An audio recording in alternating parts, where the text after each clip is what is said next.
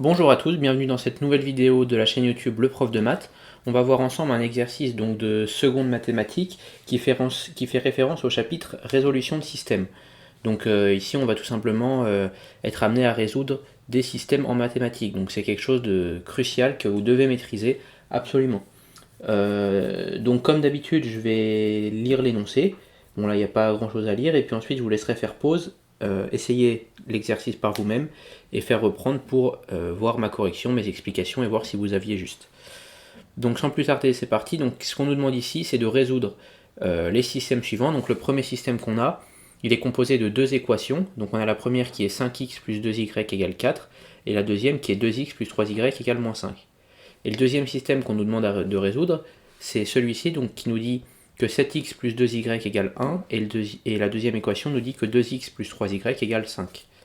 Donc je vous laisse 5 secondes, vous essayez par vous-même en faisant pause sur la vidéo, et puis on se retrouve juste après pour la correction. C'est parti.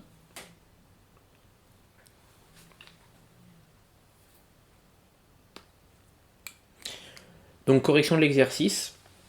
Alors pour résoudre des systèmes, vous avez deux méthodes. Vous avez ce qu'on appelle la méthode par substitution.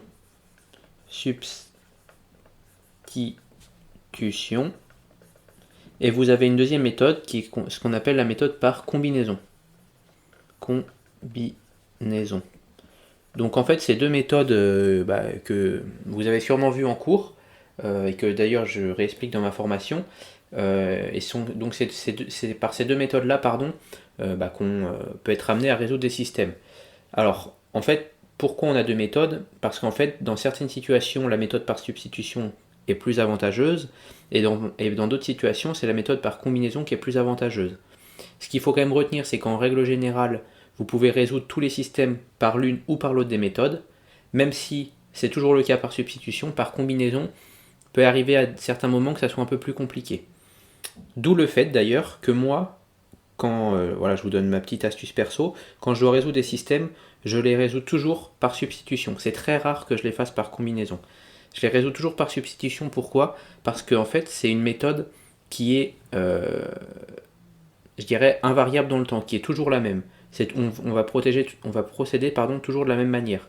Et moi, c'est ce que d'ailleurs j'aime dans les mathématiques, c'est qu'une fois qu'on maîtrise la méthode, derrière, peu importe ce qu'on va nous demander, peu importe les équations qu'on va nous demander, on connaît la recette qu'on doit appliquer, on l'applique et on arrive au résultat. Par substitution, c'est typiquement ça. On va le voir là juste après. On applique la méthode par substitution, peu importe ce qu'on a en face de nous, et au final, on va toujours réussir à résoudre le système. Alors des fois, ça peut amener à des calculs un peu plus lourds que si on le faisait par combinaison, mais on arrive toujours à s'en sortir. Et moi, c'est ça que j'aime par cette méthode. Donc là, bien évidemment, sur cet exercice, je vais vous montrer la résolution par substitution, parce que c'est celle que je vous recommande d'utiliser quand vous avez le choix. Donc, méthode par substitution, on est parti. En quoi elle consiste? En fait, elle consiste, ce qu'il faut savoir avant, c'est quand on résout un système, si on a par exemple deux inconnus dans le système, en l'occurrence ici on a x et y, qui sont les deux inconnus, eh bien on a besoin au minimum de deux équations. Là on a deux équations, deux inconnus, ça va le faire. On aurait trois équations, je dis n'importe quoi, on aurait x plus 5y égale 8, je dis n'importe quoi. Eh bien là on aurait pu toujours le résoudre. Par contre, le cas où on n'aurait pas pu résoudre ce système, si on avait eu par exemple une seule équation, par exemple on n'aurait eu que 5x plus 2y égale 4, là on ne peut pas résoudre parce qu'on a deux inconnus, donc il nous faut au minimum deux équations. Et l'autre cas où on n'aurait pas pu résoudre, c'est si on avait une troisième inconnue. Imaginons on avait 5x plus 2y égale 4 et 2x plus 3y plus z égale moins 5. Dans la deuxième on aurait eu trois inconnus, mais on n'a que deux équations, donc on n'aurait pas pu le résoudre là aussi. Donc je répète, on peut résoudre un système seulement si on a au minimum autant d'inconnus que d'équations.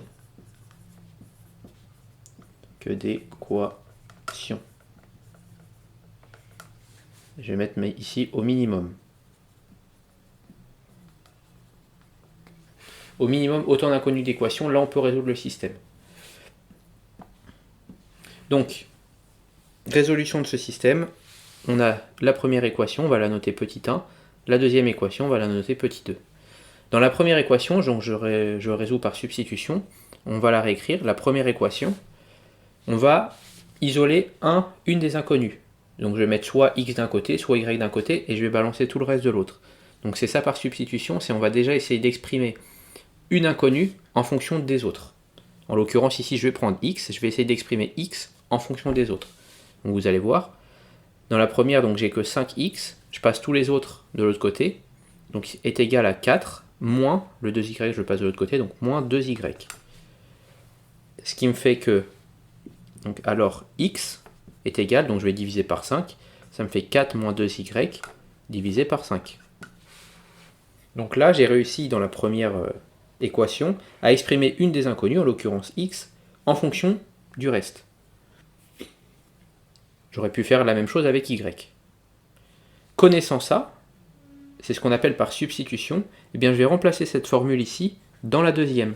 En l'occurrence le x ici dans la deuxième, de 2x plus 3y égale moins 5, je vais remplacer le x par cette formule-là. Et en fait, je vais me retrouver finalement avec une inconnue, une équation. Je vais avoir que des y ici dans cette deuxième équation. Ça va me permettre de résoudre. Donc je prends la deuxième équation, qui me donne 2 fois x. X, j'ai trouvé dans la première que c'était 4 moins 2y sur 5, donc je vais l'écrire. 2 fois, on n'oublie pas les parenthèses, 4 moins 2y sur 5, plus 3y est égal à moins 5. J'ai tout simplement recopié la deuxième équation en remplaçant x par ce que j'ai trouvé dans la première. Donc là, je développe. Voilà ce que je vous ai dit, c'est l'inconvénient de la méthode par substitution, c'est qu'on peut vite se retrouver avec des équations un peu plus lourdes, même si là c'est encore très raisonnable. Mais par contre, vous voyez, c'est toujours la même méthode. Je prends une inconnue, je l'exprime en fonction des autres, je les glisse dans les autres équations et je résous. C'est toujours la même chose, il n'y a pas à se poser de questions. Donc ça me fait quoi ici? Ça me fait que 2 fois 4, donc ça fait 8, moins 2 fois moins 2. Pardon, plus 2 fois moins 2. Donc ça me fait moins 4y. Moins 4y divisé par 5 plus 3y est égal à moins 5. Donc ensuite, je vais exprimer les y tout seul. Là, vous voyez, j'ai une inconnue, une équation. Donc je mets tous les y d'un côté et je vais pouvoir donc exprimer l'équation avec simplement les y. Donc 8 moins 4y sur 5, je peux l'écrire 8 sur 5, je peux séparer, moins 4y sur 5, plus le terme là, donc 3y, est égal à moins 5. Les y, je vais les mettre sur le même dénominateur. Ça me fait que 8 sur 5, lui il ne bouge pas, moins 4y sur 5, plus 3y, je veux le mettre sur 5, donc je multiplie par 5. 3 fois 5, ça fait 15, donc 15y sur 5 est égal à moins 5. Ça me donne quoi? Ça me donne que 8 sur 5. Donc là, j'ai moins 4y plus 15y, parce que les deux sont sur 5, donc je peux les additionner. Donc moins 4y plus 15y, ça me fait plus 11y sur 5 est égal à moins 5. Donc je vais tout mettre sur 5, parce que j'ai déjà deux termes qui sont sur 5. Donc ici, je vais aussi passer ça sur 5. Ça me fait 8 sur 5 plus 11y sur 5 est égal à moins 5 sur 5. Si je veux le mettre sur 5, il faut que je multiplie par 5. Donc ça me fait moins 25 sur 5. Alors, moins 25 sur 5, c'est égal à moins 5. Je continue mon développement. Donc j'ai deux termes qui n'ont pas d'inconnu et un terme qui a l'inconnu. Donc j'ai donc que 11y sur 5 est égal à donc moins 25 sur 5, et le 8 sur 5 je vais le passer de l'autre côté. Donc ça me fait moins 25 sur 5, moins 8 sur 5, ce qui me fait moins 33 sur 5. J'ai les deux termes qui sont sur 5, je vais pouvoir multiplier, passer le 5 ici de l'autre côté, donc je multiplie par 5, ça me fait donc que 11y est égal à moins 33. Parce que moins 33 sur 5 fois 5, ce 5 là, on enlève ce qu'il y en a au dénominateur. J'ai donc que y est égal à moins 33 sur 11. Le 11y, le 11 je le passe de l'autre côté, Donc ça me fait moins 33 sur 11, ce qui est égal tout simplement à moins 3.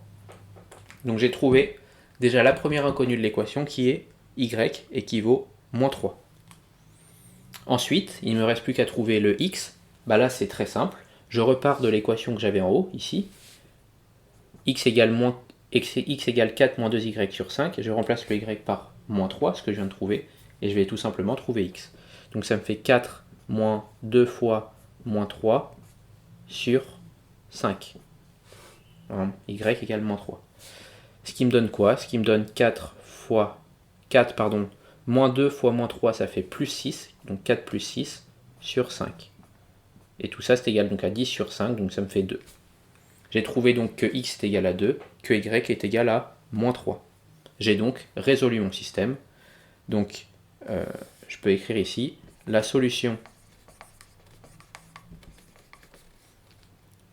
de l'équation, ou du système plutôt, la solution du système, parce que ça c'est une équation et l'ensemble c'est un système. La solution du système est le couple